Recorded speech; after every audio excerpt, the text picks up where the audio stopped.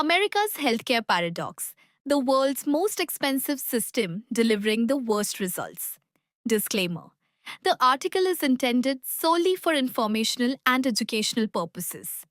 It does not constitute medical advice, diagnosis, or treatment recommendations. Always consult a qualified healthcare professional for any medical concerns or decisions regarding your health. A landmark study published in the Journal of the American Medical Association compared American healthcare across 98 indicators against 10 other high income nations: the United Kingdom, Canada, Germany, Australia, Japan, Sweden, France, Denmark, the Netherlands, and Switzerland. What it found should disturb every American regardless of political affiliation. The United States spends nearly double what every comparable nation spends on healthcare, delivers worse outcomes across virtually every measurable category, and leaves more of its citizens uncovered than any other developed country in the comparison. It is, by any honest assessment, the worst return on investment in the history of modern medicine. The price disparity is not concentrated in one sector or explained by one villain. It is systemic, total, and reflects a healthcare economy that has been allowed to operate without the pricing discipline that every other developed nation imposes one way or another. American general practice physicians earn an average of $218,173 annually, compared to a range of $86,607 to $154,126 in peer nations. Per capita prescription drug spending in the US reaches $1,443, while comparable nations spend between $466 and $939.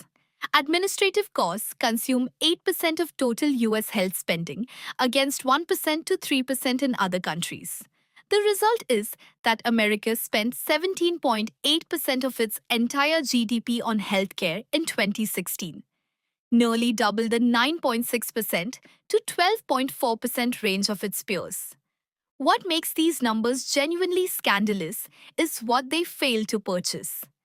Despite spending at nearly twice the rate of every comparable nation, the United States ranks last in life expectancy among the countries studied. It has the worst maternal mortality rate, nearly triple that of the United Kingdom. It records more infant deaths than any peer nation and a disproportionately high rate of low birth weight babies. Only 90% of Americans have health insurance, leaving approximately 27 million people without access to care. A coverage gap that does not exist in any other country in the comparison, most of which have achieved universal or near universal coverage. The United States is, in the most straightforward terms, paying the most and getting the least.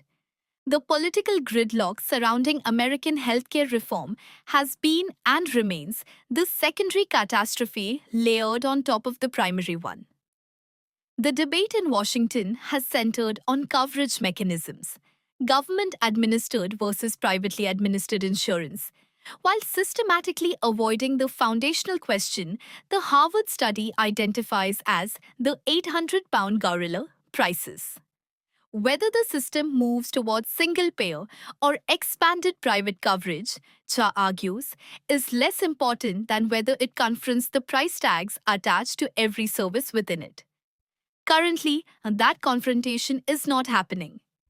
The pharmaceutical industry, hospital systems, and insurance sector each deploy enormous lobbying resources to ensure it doesn't. What gets debated instead are peripheral questions about who administers the system, while the prices that make the system unaffordable remain largely untouched by either party. The comparison to peer nations is not an argument for any specific policy solution.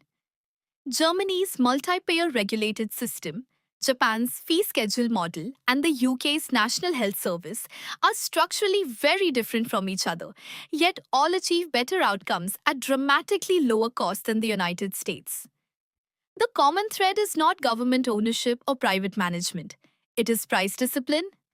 Every country that outperforms the US on both cost and outcomes has mechanisms, whether regulatory or market based, that prevent any single sector from extracting the kind of pricing that American healthcare providers and pharmaceutical companies extract as a matter of routine.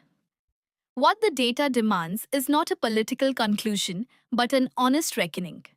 The wealthiest nation in the history of human civilization has constructed a healthcare system that costs more, covers less, and kills more preventable deaths than systems operating on half its budget in countries with smaller economies.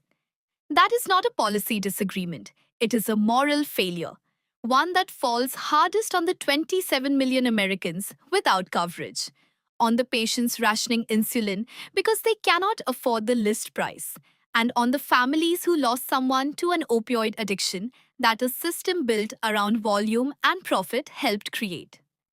The debate America is not having is the one its healthcare crisis most urgently demands.